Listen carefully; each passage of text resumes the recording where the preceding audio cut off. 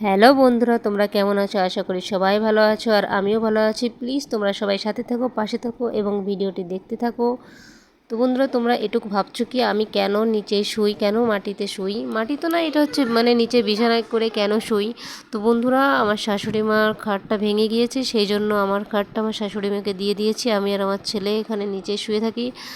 তো তাড়াতাড়ি করে আমি কাজ সারবো, আমি এক জায়গায় যাবো। তোমরা জানি না বন্ধুরা কবে এই ইউটিউব থেকে সাকসেস পাবো, কারণ জানো আমি অনেক 2-3টে চ্যানেল খুলেছি, আমি বড় বড় ব্লগও দিয়েছি, কিন্তু আমার কোনো চ্যানেলে কোনো ভিডিওই আমার ইউটিউব থেকে হয়তো ছাড়ে না, না কেউ দেখতে চায় না, সেটা আমি বলতে পারবো না। কারণ আমি যখন এই ভিডিওগুলো ছাড়তাম আমার 0 ভিউজ আসতো, সেই জন্য আমার মন খারাপ হয়ে গিয়েছিল যে আমি কি করব। সেইভাবে 4টে চ্যানেল আমি যাই হোক আমি বানিয়েছিলাম, আমার কোনো কিছুতে কিছু আমার গ্রো করেনি চ্যানেলটা।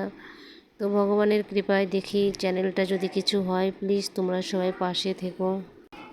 আর আমার ইচ্ছাও করে যে আমি নিজের পায়ে আমি দাঁড়াই, আমি কিছু একটা উপার্জন করি, যাতে আমি সংসারের যাই হোক একটু হেল্প করতে পারি। তো দেখি ভগবানে কী করে। আর প্লিজ তোমরা সবাই সাপোর্ট করো, পাশে থেকো। তো দেখতে পাচ্ছ বন্ধুরা, প্রেশার কুকারের ছিটিটা কীভাবে খুলে গেল। কারণ এই প্রেশার কুকারের ছিটি এটা না, এটা অন্য একটা প্রেশার কুকারের ছিটি। প্রেশার কুকারের ছিটি দিলে বারে বারে পড়ে যায়, তো একটু আমার ভয় লাগে। তো ছেলেটার সকালে খিদে লেগেছিলো, ছেলেটার জ্বর এসছে, সেই জন্য বললো মা আমার খিদে লেগেছে, তুমি কিছু বানিয়ে দাও। তো ঘরে ডাল ছিল, ডাল দিয়ে ডাল চালের খিচুড়ি বানিয়ে দিলাম, শুকনো খিচুড়ি। ছেলেটা খুব ভালো খায় ডাল চালের খিচুড়ি।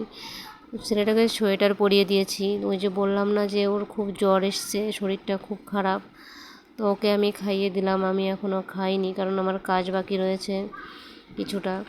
তো আমি কাজ সেরে স্নান করে তারপরে আমি খাবো। তো তারপরে আমি রান্নাঘরে চলে আসলাম, সব কিছু কাজটা সারার জন্য রান্নাঘরটা ভালো করে আমি মুছে নিচ্ছি। আর বন্ধুরা, আমি এখন স্নান টান করে খাটের বায়না দিতে যাব, কারণ আমাদের ঘরে তো খাট নেই। তোমাদের তো দেখালাম যে আমি নিচে শুয়ে থাকি, যাই হোক কোনো প্রবলেম হয় না, নিচে শুতে বেশ আরামই লাগে, ভালো লাগে আমার। তবুও ঘরের কেমন যেন একটা শো খারাপ হয়ে যায়, যে না একটা খাট হলে হয়তো শো ভালো হবে। তো দেখি বানাতে তো দিয়ে আসলাম, 10-15 দিন পরে হয়তো দিয়ে দেবে। তো অনেকগুলো জামা কাপড় পরেছিল, যাই হোক কাচা হয়নি।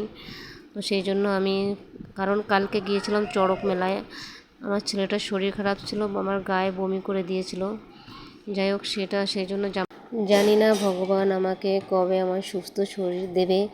সবসময়ের জন্য আমার কিছু না কিছু রোগ ব্যাধি আমার লেগেই থাকে। আজকে পেটে ব্যথা, কাল গ্যাস, কারণ আমার গল ব্লাডার নেই, তো আমার বড় একটা অপারেশন হয়েছে, সেই জন্য আমার কিচ্ছু হজম করতে পারি না। 10-15 দিন ধরে আমার না খুব লিভারের ওইখানে ব্যথা করছে, কারণ হয়তো কোনো কিছু একটা প্রবলেম হয়েছে, যা খাই তাই গ্যাস হয়ে যায়, সব সময়ের জন্য পেটে ব্যথা করে। তো সেই জন্য কাজ করতেও আমার একটু অসুবিধা হচ্ছে।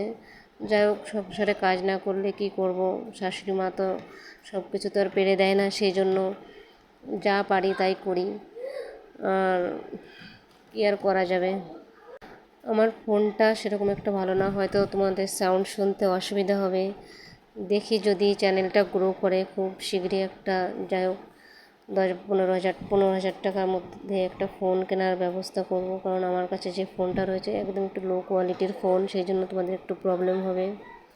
তো আমি স্নান টান করে এখনই পুজো দিয়ে দিচ্ছি আমার ভোলেনাথের মাথায়। প্লিজ ভোলেনাথ, তুমি আমার মনের কামনা পূর্ণ করো, মনের বাসনা পূর্ণ করো। তো ভোলেনাথকে আমি স্নান টান করিয়ে আমি আসনে বসিয়ে দিলাম। আর যে ফুলটা আমি দিচ্ছি এই ফুলের নাম হচ্ছে কানেরের ফুল, আর এই ফুলটা ভোলেনাথের খুব প্রিয়, ফুলকে ফুল বলে যাকে। তো আমার খুব ভালো লাগে এই ফুলটা। তো আমার বজরংবলী আছে, আমার ভোলানাথ আছে, আমার মা লক্ষ্মী আছে, আর সাথে আমার কৃষ্ণ ভগবান আছে, আর হরিচান ঠাকুর আছে, শুভচণ্ডী মা আছে। যাই হোক সবাইকে নিয়ে আমি পুজো করি, সবাইকে নিয়ে আমরা থাকি। এখন চলে যাব আমি রান্নাঘরে। তো রান্নাঘরে মাংস রান্না হচ্ছে, তো দেখছি মাংস কতটুকু কি রান্না হলো কি না হলো। তো বেশ লাল লাল দেখা যাচ্ছে মাংসটা, বেশ মনে হচ্ছে ভালোই হবে মাংসটা। তো আমি মাংস খেলে আমার প্রবলেম হবে, সেই জন্য আমি আর মাংস খাবো না। তো আমি যাই হোক এখন ভাত না খেয়ে আমরা চলে যাচ্ছি কৃষ্ণগঞ্জ। তো সেইখানে গিয়ে আমরা খাট দেখতে গিয়েছি বন্ধুরা। দেখো তো ডিজাইনটা কেমন লাগে। এটা হচ্ছে বক্স খাটের ডিজাইন। তো আমি বায়না দিয়ে আসলাম, 5,000 টাকা দিয়ে আসলাম খাটওয়ালাকে।